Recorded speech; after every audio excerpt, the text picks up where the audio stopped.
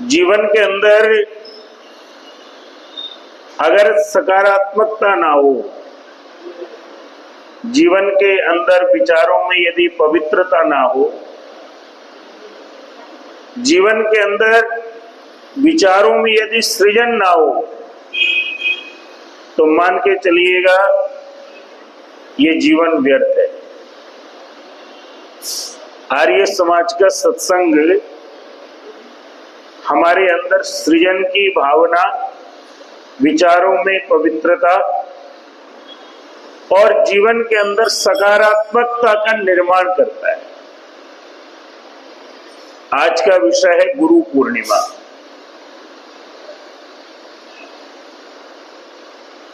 इस संसार का अगर कोई आदि गुरु है तो वो परमपिता परमात्मा है।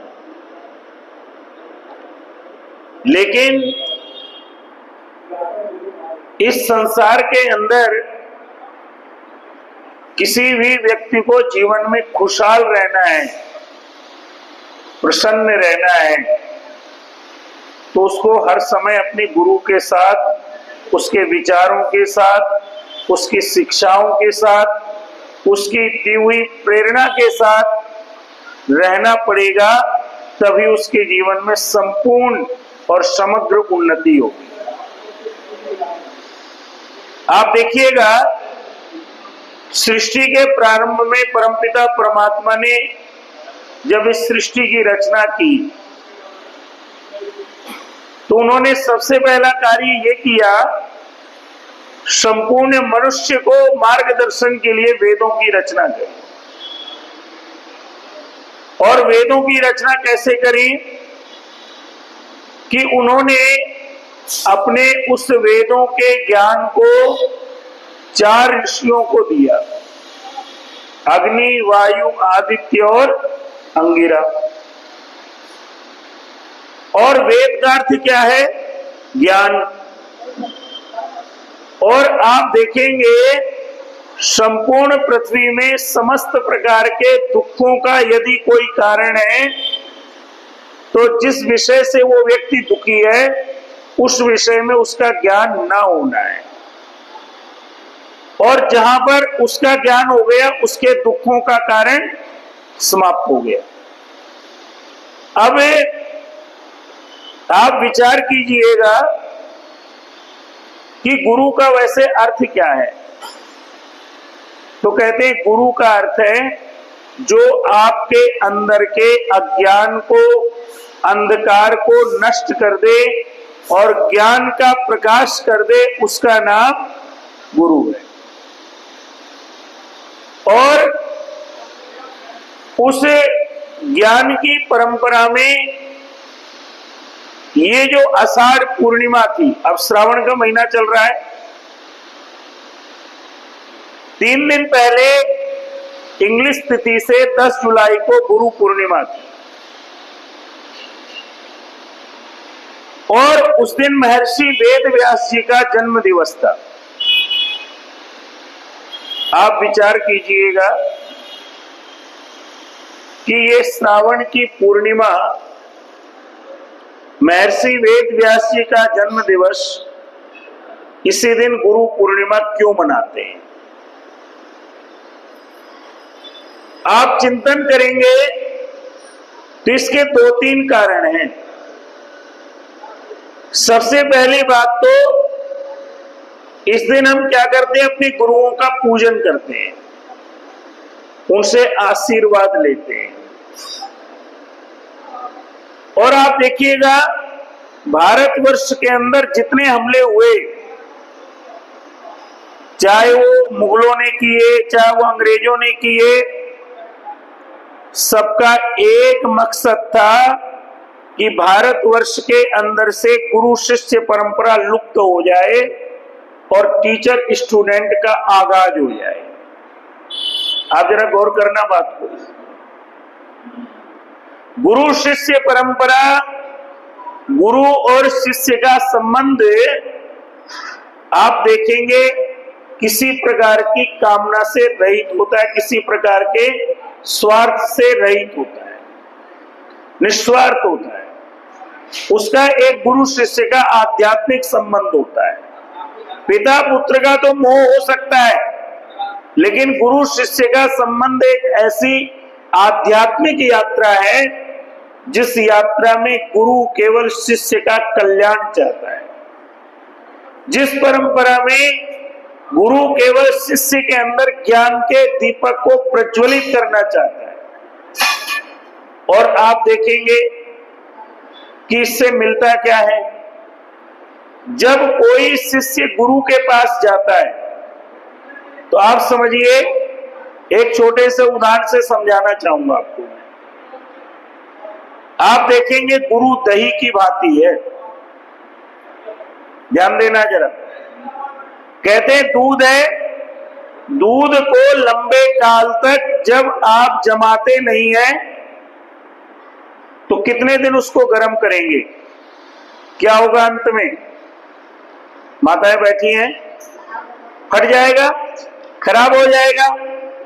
लेकिन अगर उसको आप जमा देंगे तो क्या होगा? उसकी यात्रा उन्नत हो जाएगी, दही बन जाएगी। दही को मथेंगे तो मक्खन बन जाएगा, मक्खन से क्या बना लेंगे? घी बना लेंगे। ध्यान दीजिएगा, जिस प्रकार से दूध की यात्रा दही बनने की ओर कैसे है? गुरु के द्वारा। ठीक उसी प्रकार से शिष्य अगर किसी गुरु के साथ अपने संबंध को मजबूती से बनाएगा, गुरु के पास रहेगा, गुरु की बातों को मानेगा, उनकी आज्ञा पर चलेगा, तो मान के चलिएगा एक दिन वो घी की तरह बहुत कैसा हो जाएगा, उसका जीवन सार्थक हो जाएगा और मूल्यवान हो जाएगा। इसीलिए आप देखिएगा कि हमारे देश में जब से ये गुरु परंपरा समाप्त हुई और गुरु की जगह क्या हो गए? गुरु घंटाल।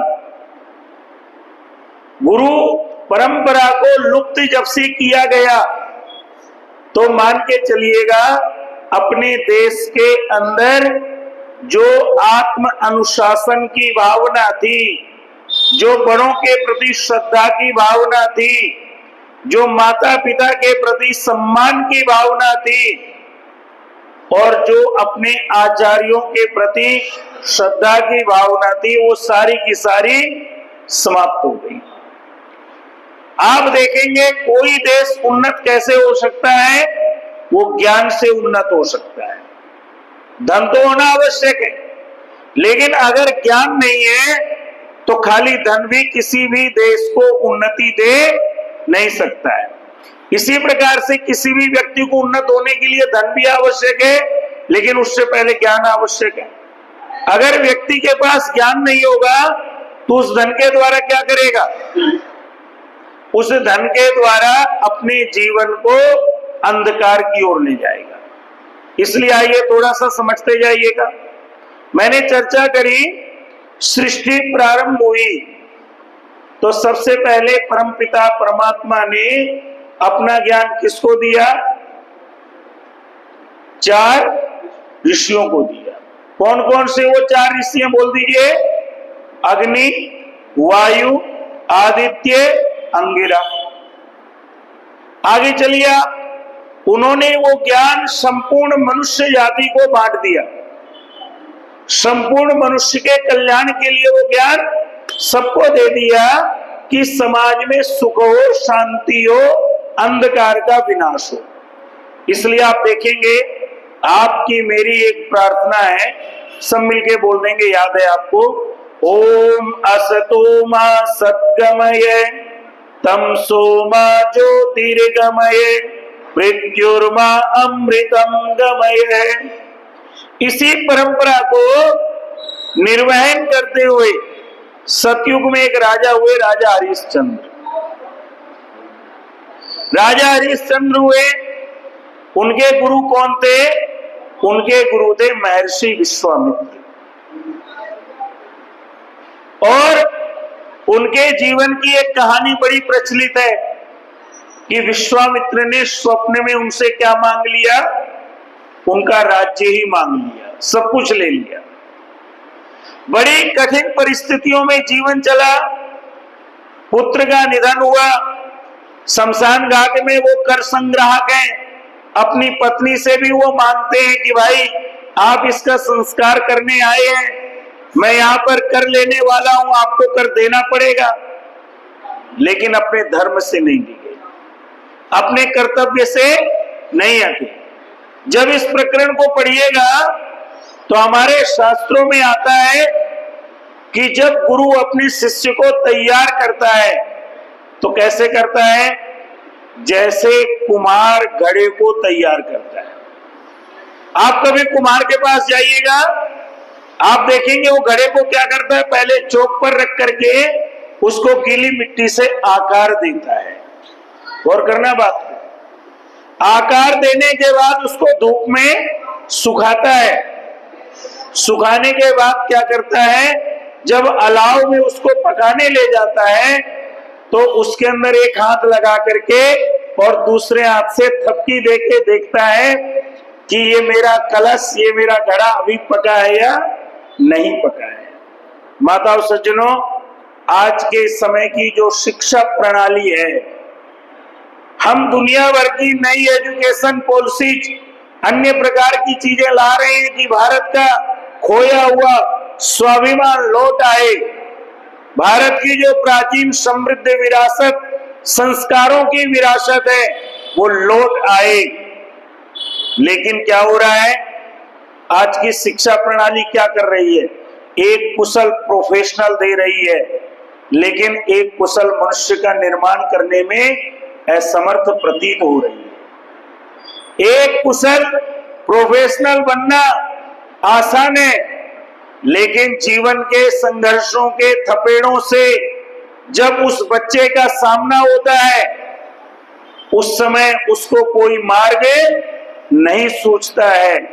उस समय वो क्लासरूम में जो पढ़ा हुआ लेसन है, वो उसको लगता है कि ये मेरी जीविका के लिए तो बहुत अच्छा था, ये मेरे जीवन के भौतिक पहलू के लिए बहुत अच्छा था, लेकिन वर्तमान में मैं संसार के जिन तूफानों का सामना कर रहा हूं, जिस प्रकार के संघर्षों के बवंडर में फंसा हुआ हूं, अब मुझे कौन मार्ग दिखाएगा।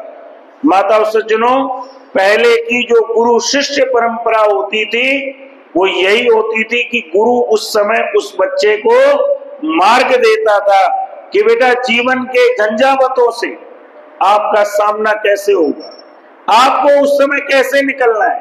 नहीं, विचार कीजिए, अगर राजा हरिश्चंद्र को, जो एक पल में राजा है, एक पल में वो रहने के लायक नहीं है कहीं पर, फिर भी वो कहीं रोते दिखते हैं, आप कहानी पढ़िएगा, फिर भी कहीं वो टूटते दिखते हैं, फिर भी कहीं वो अपनी किस्मत को कोसते हैं, फिर भी कहीं वो किसी को दोष देते हैं, क्योंकि आप पाएंगे कि उनके गुरु विश्वामित्र ने उनको जिस प्रकार की शिक्षा दी, जिस प्रकार से उनका आचरण शुद्ध किया, जिस प्रकार से उनके अंदर एक आदर्श मनुष्य के लक्षणों के बीजारोपण किया, वो निश्चित रूप से जीवन की कितनी भी विषम परिस्थितियां थी उसमें भी वो टूटे नहीं, गिरे नहीं, खंडित नहीं हुए, अपने धर्म को नहीं छोड़ा। और ध्यान देना, एक वाक्य सुनते हैं ना, धर्मो रक्षति रक्षित है, जो धर्म की रक्षा करता है, बोल दिए धर्म उसकी रक्षा करता है। और धर्म आते आते जो धर्म को मार देता है तो मारा हुआ धर्म उस व्यक्ति की रक्षा नहीं करता है। अगला उदाहरण देखिए आप, इसके बाद आइए आप, हम सबके मनुष्य जाति के प्रथम राजा हैं राजा मनु। उनके गुरु कौन है? उनके गुरु हैं महर्षि वशिष्ठ। और महर्षि वशिष्ठ ने राजा मनु को धर्म, न्याय, राजधर्म और वेदों का ज्ञान दिया। तो जब वेदों का ज्ञान दिया तो निश्चित रूप से उसी परंपरा में कौन हुए? उसी परंपरा में आगे चल करके रघु हुए। जरा ध्यान देना, आजकल के बच्चों से पूछा जाए, वो बड़ा जय श्री राम का नारा लगाते हैं, लेकिन पूछें कि भैया राम के पिताजी का नाम क्या है, राम के दादाजी का नाम क्या है, राम के परदादा का नाम क्या है? तुमको पता नहीं होगा। वो बस कहेंगे भाई हम ये जानते, राम को जानते हैं, उनके पिताजी दशरथ को जानते हैं। लेकिन थोड़ा सा ये जरा चिंतन करते जाना। राम के पिताजी दशरथ थे और दशरथ के पिताजी थे अज, और अज के पिताजी थे दिलीप, और दिलीप के पिताजी थे रघु। वहीं से राजा रामचंद्र के कुल का क्या नाम पड़ा? रघुवंश। वो चौपाई सुनते हैं ना, रघुकुल रीत सदा चल आई, प्राण जाए पर वचन। ध्यान देना, जो अपने इतिहास को, अपनी संस्कृति को भूल जाता है, अपने आधार को भूल जाता है, अपने विचारों को भूल जाता है, ध्यान देना उसकी गति कैसे होती है कि जैसे कोई व्यक्ति नाव में बैठा हुआ है बीच समुद्र में और उसको नाव खेनी नहीं आ रही है, फिर तो नाव उसको डुबा भी सकती है और किनारे भी लगा सकती है। ज्यादा चांस यही है कि वो डूबेगा जरूर। ध्यान दीजिएगा। अब इसके बाद आइए आप जरा, थोड़ा सा मैं चिंतन लाया आपके लिए। रघु के जो पुत्र थे दिलीप, वो कैसे थे? बहुत बड़े गौ सेवक थे।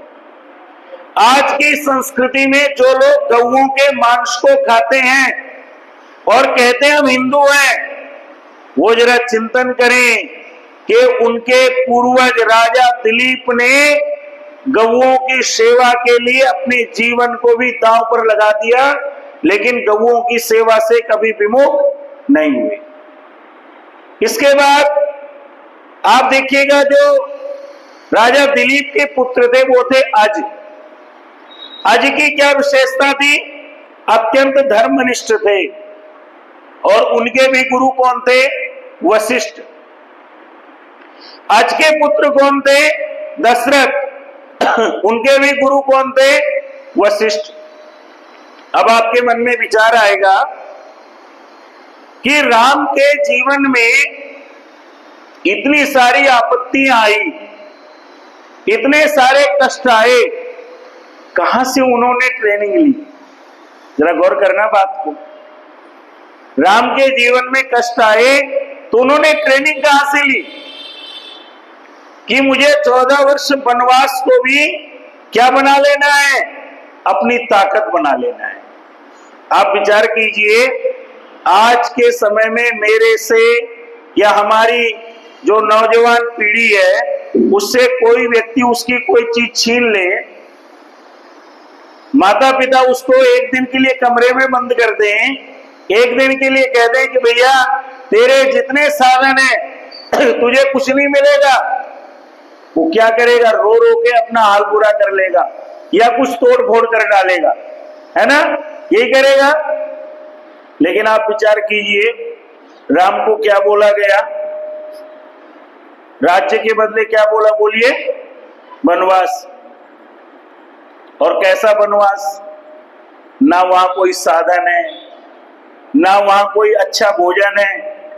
आज के समय में तो आप अपने बच्चे को 5-10 दिन कुछ मत खिलाओ तो आपको बोलने लगता है, क्यों पिताजी आप कुछ लाओगे नहीं मेरे लिए?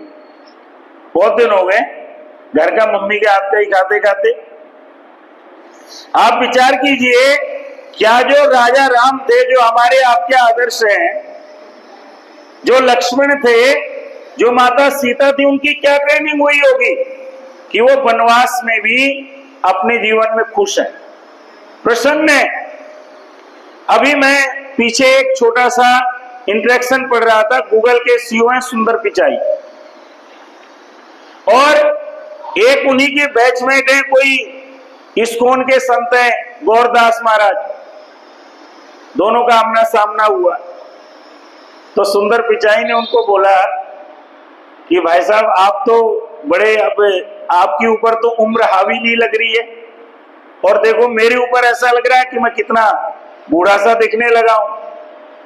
तो उन्होंने बड़ा सुंदर उत्तर दिया, बोले आप दुनिया की समस्याओं का समाधान करते हो और आप दुनिया से बात करते हो, और मैं दुनिया की समस्याओं का समाधान करता हुआ ईश्वर से बात करता हूं। ध्यान देना, इसका महत्व क्या है? कहने का भाव क्या है कि राजा रामचंद्र की गुरु के शरणागत होने के बाद गुरुकुल के अंदर केवल पुस्तकें नहीं पढ़ाई गई, उनको जीवन में आने वाली समस्याओं की भी ट्रेनिंग दी गई। और आज का समाज ये बड़ी तेजी से महसूस करता है कि जो हमारे बच्चे हैं वो पढ़ाई में तो अच्छे हैं, बहुत अच्छा जीवन में कर रहे हैं, लेकिन जब संसार की बात आती है तो उसके संघर्षों में वो अपने आप को कमजोर पाते हैं।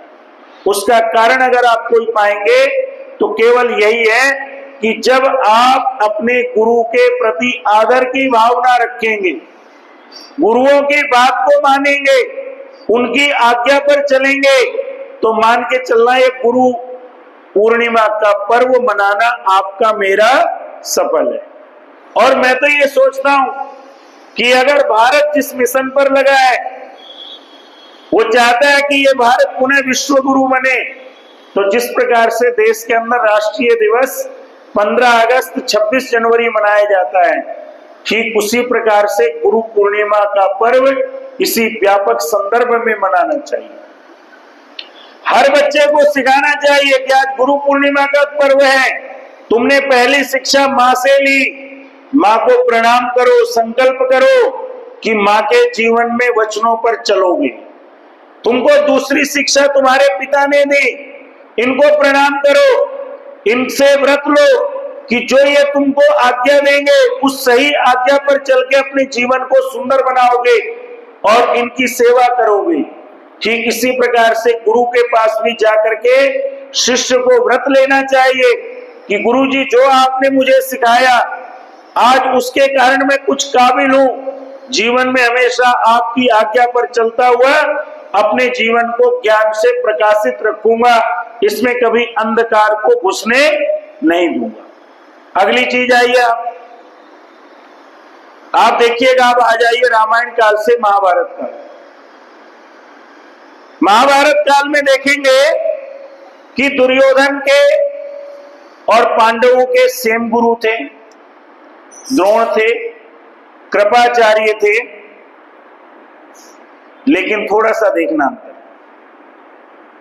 दुर्योधन को जो नीति की, राजनीति की बातें बताने वाला कौन था? बोल दीजिए, शकुनी। दुर्योधन का पॉलिटिकल गुरु कौन था? आप सब जानते कौन था? शकुनी।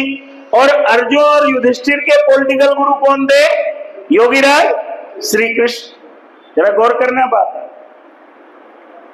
गुरुओं का प्रभाव देखिए आप। एक तरफ एक गुरु की बात मान करके दुर्योधन अपने पूरे परिवार को खत्म कर देता है, और एक तरफ योगीराज श्री कृष्ण की बात मान करके पांडव कुछ ना होते हुए भी महाभारत के इतने बड़े युद्ध को जीत जाते हैं। यह है गुरुओं की प्रतिष्ठा, गुरुओं की आज्ञा पर चलने का और गुरुओं की संगति का परिणाम। और आगे आ जाइए, आप कभी सोचते होंगे कि आचार्य चाणक्य का बड़ा नाम आता है, उनके गुरु कौन थे? उनके गुरु पिंगल थे। और आचार्य चाणक्य ने जिस प्रकार से साधना करी, ब्रह्मचर्य व्रत का पालन किया और देश की अखंडता के लिए, महाभारत की सेवा के लिए अपनी नीति का उपयोग किया और भारत को पुनः विश्व गुरु के पथ पर पहुंचाया, वो उनके गुरुओं के श्रेष्ठ मार्गदर्शन का परिणाम। अब आप आइए आगे, आपने एक युद्ध सुना होगा, अमेरिका वियतनाम का युद्ध, राजीव जी, और हिस्ट्री में आप पढ़िएगा तो आप पाएंगे कि अमेरिका जैसी सुपर पावर कितने साल तक वियतनाम में लड़ता रहा, लेकिन आखिर में बिना जीते उसको वहां से निकलना पड़ा।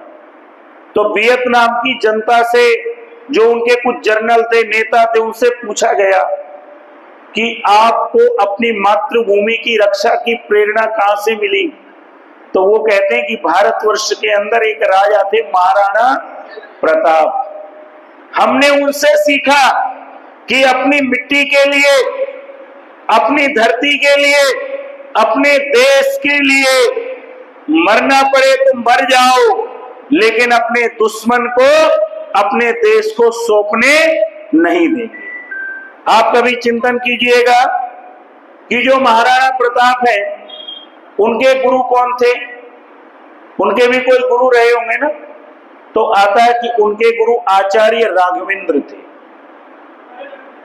और उनके गुरु, उनके पिता महाराणा उदय सिंह भी थे, जिन्होंने उनको सिखाया था कि बेटे स्वराज्य के लिए जो बन पड़े वो करना, बन पड़े तो अपने प्राणों की आहुति देना, लेकिन स्वराज्य की रक्षा करना, ये तुम्हारा धर्म है, ये तुम्हारा कर्तव्य है।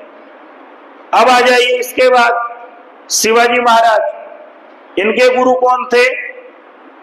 सबको याद होंगे, समर्थ गुरु रामदास। और उनके पिताजी छत्रपति शिवाजी महाराज के पिताजी थे शाहजी भोसले। उन्होंने उनको स्वराज्य की प्रेरणा दी, राष्ट्र शक्ति की प्रेरणा दी। और शिवाजी महाराज के दो गुरु और थे, तुकाराम जी, संत एकनाथ जी। समर्थ गुरु रामदास ने उनको प्रेरणा दी कि निश्चित रूप से अपने आत्मिक बल को खोने मत देना। और आप यज्ञ प्रार्थना करते हैं तो क्या बोलते हैं? पहली पंक्ति बोल दीजिए, पूजनीय प्रभु हमारे भाव उज्जवल कीजिए, छोड़ देवे छल कपट को। आगे क्या बोलते हैं? मानसिक बल दीजिए। मतलब हमें कौन सा बल दीजिए? मानसिक। अगर व्यक्ति मानसिक रूप से, आत्मिक रूप से मजबूत है तो जीवन की हर समस्याओं से लड़ सकता है, जीवन के हर सुख में अपने आप को संभाल सकता है, जीवन के हर दुख में अपने को संभाल सकता है। इसलिए कहने का मेरा भाव क्या है, आपसे चर्चा करने का जो उद्देश्य है कि गुरु पूर्णिमा का पर्व है, ये कोई साधारण पर्व नहीं है, ये बड़ा दिव्य पर्व है। और जो भी व्यक्ति गुरु पूर्णिमा के पावन दिन अपने पिता को, अपने माता को, अपने गुरुओं को नमन करता है, उनके सामने व्रत लेता है कि माता जी, पिताजी, गुरुजन, आपने जो मुझे सिखाया है मैं उसके लिए कृतज्ञ हूं। और ध्यान दीजिए, जो कृतज्ञ नहीं है, जो कृतज्ञ है, किए हुए को नहीं मानता, वो कितनी भी जीवन में बड़ी सफलता प्राप्त कर ले, लेकिन उसका सब किया कराया व्यर्थ है। इसलिए आज के समय की मर्यादा के अनुसार संक्षिप्त समय मिला, अगली बार चर्चा लंबी करेंगे, क्योंकि आपके सत्संग का भी एक समय है, उसका भी एक अनुशासन है। और गुरु लोग अगर हमें सबसे पहले कोई पाठ पढ़ाते हैं तो वह अनुशासन का पाठ पढ़ाते हैं। उसी अनुशासन को दृष्टिगत रखते हुए आपसे मैं यही विनती करूंगा कि गुरु पूर्णिमा के पर्व पर अपने गुरुओं को नमन कीजिए, अपने सच्चे गुरुओं की पहचान कीजिए। और अगर आपको ध्यान देना है तो सच्चे गुरु की खोज में हमारे गुरु दयानंद जी ने कितने साल हिमालय से लेकर गंगा सागर तक यात्रा कर डाली, पूरी नर्मदा की परिक्रमा कर डाली।